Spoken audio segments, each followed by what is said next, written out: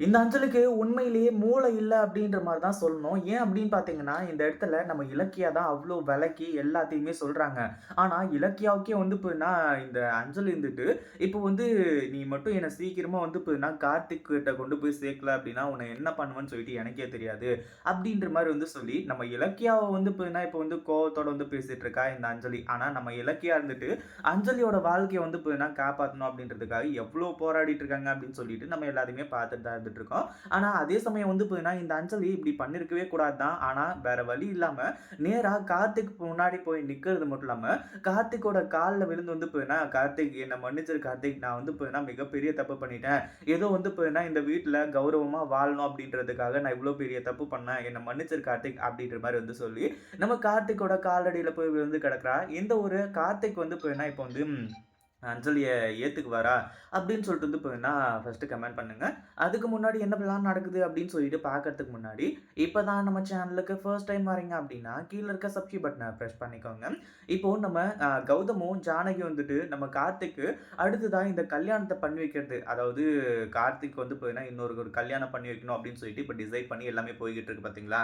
அந்த ஒரு நேர் லைன்ல நம்ம இலக்கியா வந்து பார்த்தீங்கன்னா, கிராஸ் பண்ணிட்டே இருந்துட்டு இருக்காங்க. அதாவது நான் வந்து பார்த்தீங்கன்னா, அஞ்சலிய கார்த்திக் கூட வந்து இப்ப நான் சேர்த்து வைக்க தான் போறேன் அப்படின்ற மாரி சொல்லி, அதாவது நம்ம கௌதம் வந்துட்டு கார்த்திக் கிட்ட வந்து பார்த்தீங்கன்னா, இப்போதைக்கு சொல்ல வேணாம். முதல்ல இந்த டிவோர்ஸ் மேட்டர்லாம் முடியட்டும். அதுக்கப்புறம் கார்த்திக் கிட்ட வந்து பார்த்தீங்கன்னா எடுத்து சொல்லலாம். அப்படின்ற மாரி வந்து சொன்னவங்க, இப்போ கார்த்திக் கிட்டயே டைரக்ட்டா கார்த்திக்கோட மனசுல என்ன இருக்கு? அதாவது அஞ்சலிய வந்து பார்த்தீங்கன்னா வெட்டி விட்டுட்டு, இன்னொரு கல்யாணம் பண்ணிக்கலாம் அப்படின்ற எண்ணம் இருக்கா? இல்ல அப்படின்னா கார்த்திக் வந்து பார்த்தீங்கன்னா அஞ்சலியே நினைச்சு வாழ போறேன். இல்ல அஞ்சலிய மறுபடியும் வீட்டுக்கு கூட்டிட்டு வர போறேன்.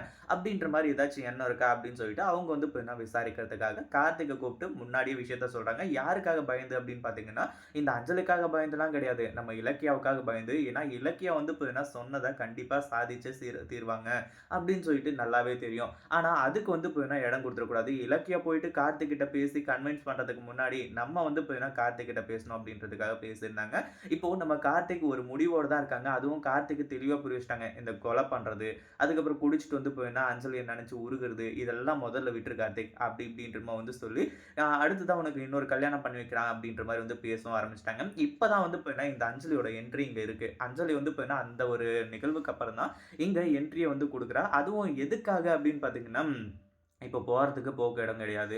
ஒரு பக்கம் எஸ்எஸ்கே கிட்ட போனா, எஸ்எஸ்கே வந்து பார்த்தீங்கன்னா, முகத்துல காரி துப்பாத ஒரு குறை தான். கையில ஒரு ரூ. 500 குடுத்துட்டு, ஆட்டோ புடிச்சு வீடு போய் சேருமா, 2,00,00,000லாம் என்கிட்ட கேட்காத அப்படின்ற மாரி சொல்றாங்க. அதாவது எஸ்எஸ்கே கிட்ட போயி பணம் வாங்கி வந்து பார்த்தீங்கன்னா, அப்படியே ஒரு பிசினஸ் ஸ்டார்ட் பண்ணி, அந்த பிசினஸ் வந்து பார்த்தீங்கன்னா பெருசாக்கி, நம்ம கௌதம் கம்பெனியோட வந்து பார்த்தீங்கன்னா பெரிய கம்பெனி ஆக்கிடலாம்னு சொல்லிட்டு அவ ஒரு மாஸ்டர் பிளான் போட்டா. ஆனா அதுக்கு வந்து பார்த்தீங்கன்னா முற்றுப்புள்ளி வச்சு, ரூ. 500 குடுத்து நீ என்ன பிசினஸ் வேணாலும் பண்ணிக்கோமா அப்படின்ற மாரி வந்து சொல்லி அனுப்பிச்சு விட்டாங்க. இப்ப தான் இந்த அஞ்சலிக்கு ஒரு கொஞ்சம் மூளை வேலை செஞ்சிருக்கு.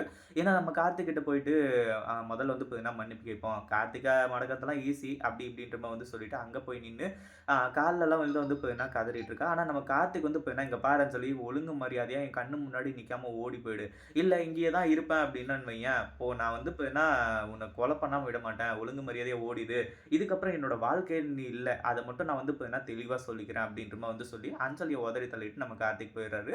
இத பத்தி நீங்க என்ன நினைக்கிறீங்க? நம்ம கார்த்திக் எந்த மாரி முடிவு எடுப்பாரு அப்படின்றத கமெண்ட் பண்ணுங்க. இந்த வீடியோ பிடிச்சிருந்தா லைக் பண்ணுங்க, ஷேர் பண்ணுங்க. இப்ப தான் நம்ம சேனலுக்கு ஃபர்ஸ்ட் டைம் வரீங்க அப்படின்னா சப்ஸ்கிரைப் பண்ணிக்கோங்க.